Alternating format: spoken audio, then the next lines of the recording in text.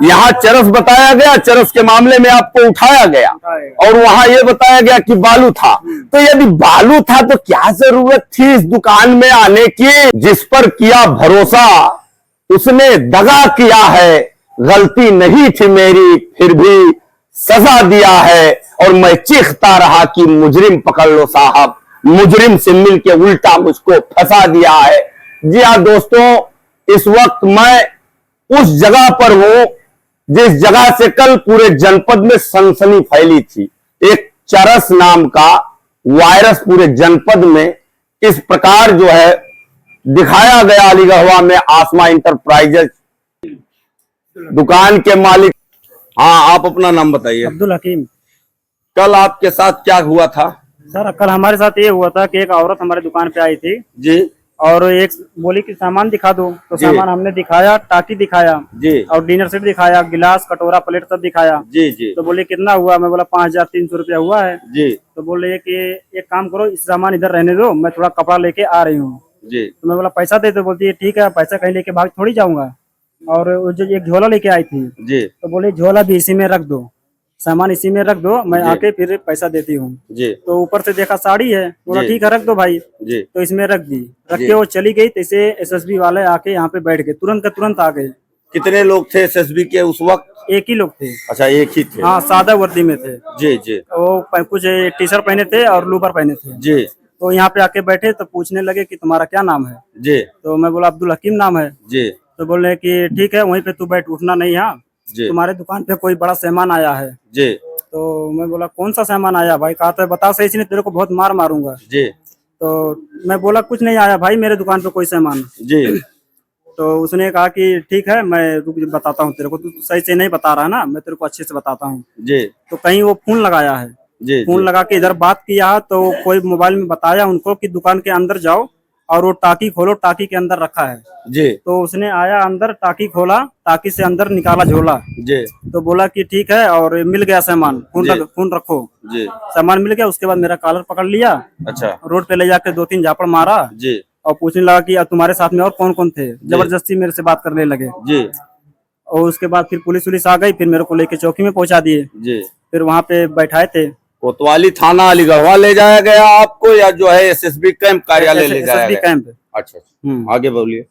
तो और कुछ नहीं, हम वहाँ पे तो कुछ नहीं बोले थे हमको, सिर्फ वही पूछ रहे थे कि सही से बता दे क्या है क्या नहीं है, वो औरत को पहचानता है कि नहीं जी। तो हमने एक काम कभी किया नहीं सर, तो हम कैसे बताएंगे? और ऐसा कुछ बात नहीं है जी। आपको कहाँ मारा था एसएसबी के जवान ने? यहाँ पे तो मैंने पकड़ के लेके, छायाकार भाई से कहूंगा थोड़ा सा कैमरा उधर घुमाए, कहाँ मारा था उन्होंने आपको? यहाँ से पकड़ के लेके गिरा के लेके गए थे, वहाँ पे जो ठेला लगा है जी जी, वहाँ पे पकड़ के 2-3 झापड़ मारे थे। अच्छा हाँ। देशवासियों एक चीज मैं कंफर्म कर दूं, किसी भी शासन प्रशासन के अधिकारी को हमारे भारत के संविधान ने, हमारे आईन ने ये पावर नहीं दिया कि वो खुलेआम किसी भी मसले में गुंडागर्दी करें, किसी पर तमाचा लगाएं, किसी को मां बहन की गाली दें और किसी को यूं सरेआम जलील करें, बेइज्जत करें।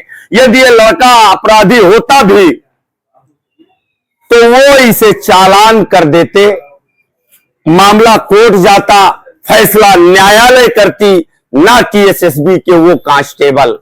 तो सर्वप्रथम उन्होंने ये, जिस तरह से ये लड़का बता रहा है, भी कुछ और लोग भी हैं, मैं उनसे भी पूछूंगा, यदि उन्होंने गाली दिया है तो उन्होंने संविधान का अपमान किया है, संविधान की अवमानना की है।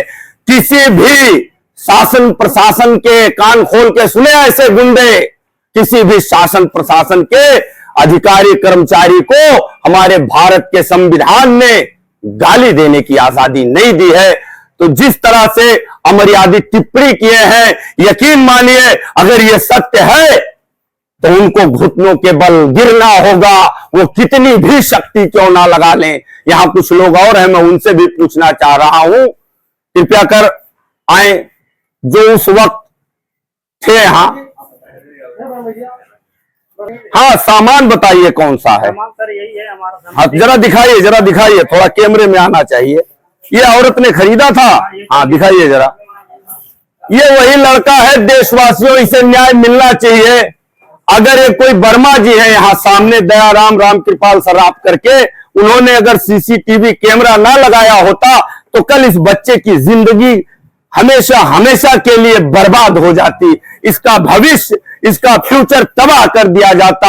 हो सकता है एक स्टार बढ़ाने के चक्कर में ऐसे लोग इस तरह के वारदात को अंजाम देते हो। अरे यार शर्म करो, चुल्लू भर पानी में डूब मरो। कैसे सोते हो यार, रात में नींद कैसे आती है तुम जैसे करप्ट अधिकारी कर्मचारियों को? किसी के बेटे को, बेकसूर बच्चे को फंसा करके कैसे यार सुकून की नींद लेते हो? क्या संविधान की कसम नहीं खाते क्या वर्दी पहनते वक्त? एसएसबी का तो काम है, जहां तक मैं जानता हूं एसएसबी का गठन सन 1963 इंडिया चाइना के जंग के बाद किया गया था। इसलिए किया गया था कि इंडिया नेपाल, एक चीज मैं कंफर्म कर दूं कि 1751 किलोमीटर एसएसबी के लोग India Nepal plus India Bhutan border का देखरेख करते हैं।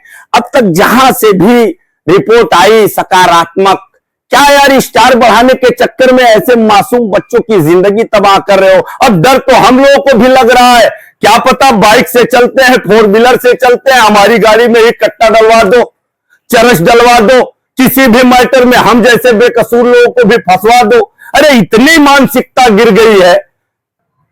मैं धन्यवाद दूंगा तथागत बुद्ध की इस धरती कपिल वस्तु अली गढ़वा के उन हिंदू मुसलमान भाइयों का, जिन लोगों ने इस बच्चे के समर्थन में, मेरी तो तबीयत खराब थी, मैं आ नहीं सका, लेकिन मुझे ऐसा बताया गया कि यहां से लेकर के एसएसबी कैंप तक लोगों का एक हुजूम। तो ये गंगा जमुनी तहजीब का जगह है, यहां से तथागत बुद्ध ने शांति का संदेश दिया था। वो ऐसे हमारे हिंदू मुसलमान भाइयों के मिलाप को इस तरह से अपने स्टार बढ़ाने के चक्कर में नहीं तोड़ पाएंगे। यकीन मानिए जब तक इस लड़के को इंसाफ नहीं मिलेगा, न्याय नहीं मिलेगा, अभियान जारी रहेगा।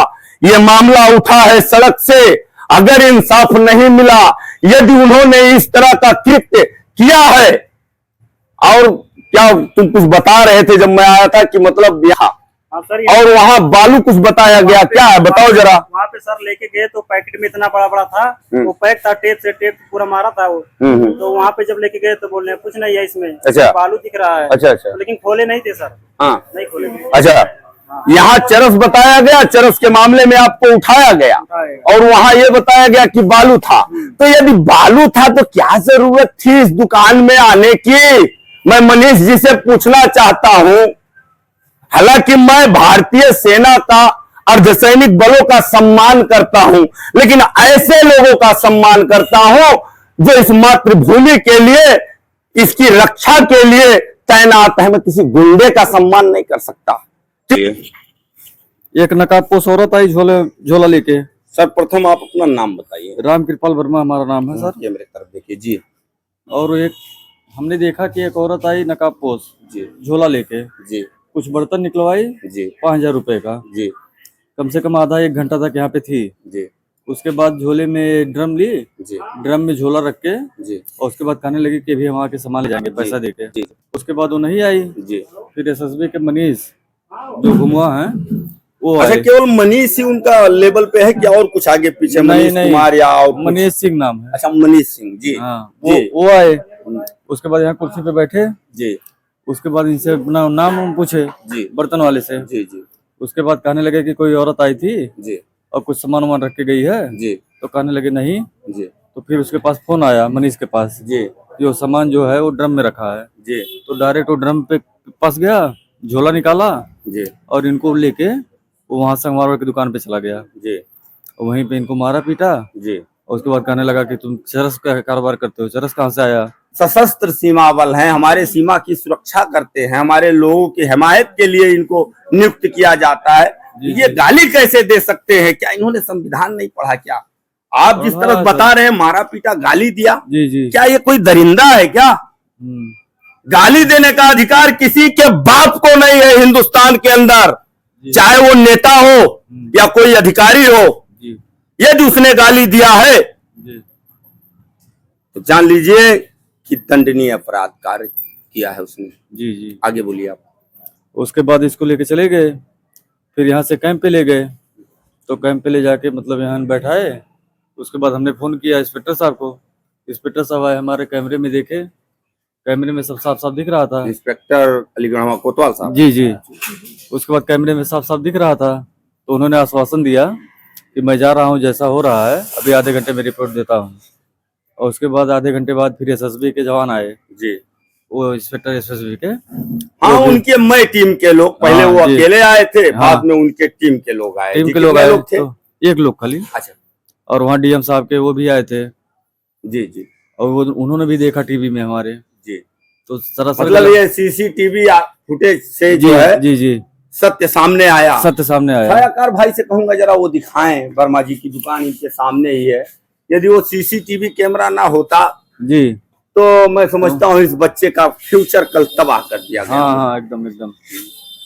तो उसमें देखे जी। और उसके बाद उन्होंने भी आश्वासन दिया जी ये तो सरासर गलत है, वो मैं जा रहा हूँ, अभी उसको छोड़ रहा हूँ तुरंत। जी। तो उसके 10-15 मिनट बाद, आधे घंटे बाद, कितने देर बाद छोड़े थे वो? आधे घंटे बाद, आधे घंटे बाद छोड़ दिए। अच्छा। और कहने लगे कि ये कुछ लिखा पढ़ी करके छोड़े हैं कि वैसे छोड़े हैं? आइए, कहाँ हैं आप? यहाँ ये हाँ, आपसे पढ़वाया गया था जी। हाँ, क्या लिखा हुआ था? नहीं तो हम नहीं पढ़े थे, एक जन हमारे साथ में गए थे, वो पढ़े थे। हाँ। और हम लोग साइन किए थे। अच्छा, आपसे कुछ कहा गया था वहाँ? वहाँ पे वहाँ पे बताइए, खुल के बताइए, वहाँ पे दबाव मत आइए। वहाँ पे कहा गया था ये है कि आप बाहर जाना तो किसी से बताना मत कि मारे हैं। अच्छा, आपकी आरती उतारी जाए, मारो गाली दो और बताए ना। आगे क्या बोले?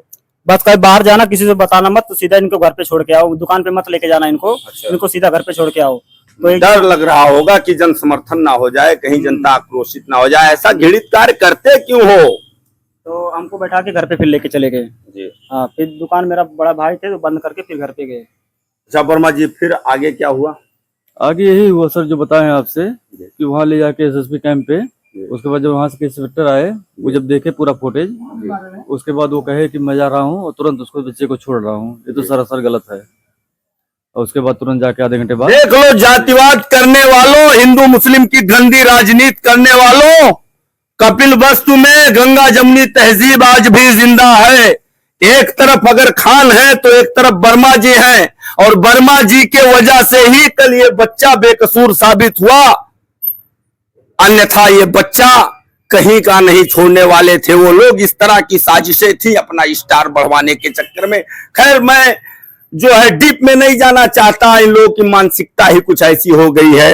अब तो मैं देख रहा हूं कि जो है प्रशासन में भी जातिवाद हावी हो रहा है। खैर, कब तक चलाओगे जातिवाद? जनता एक ना एक दिन जागरूक हो जाएगी। अब सबके बच्चे पढ़ लिख रहे हैं, अवेयर हो रहे हैं, सवाल करेंगे सब। कब तक बचेंगे आप लोग? कब तक आप मजलूमों पर जुल्म करेंगे? साहब, जुल्म की भी एक हद होती है।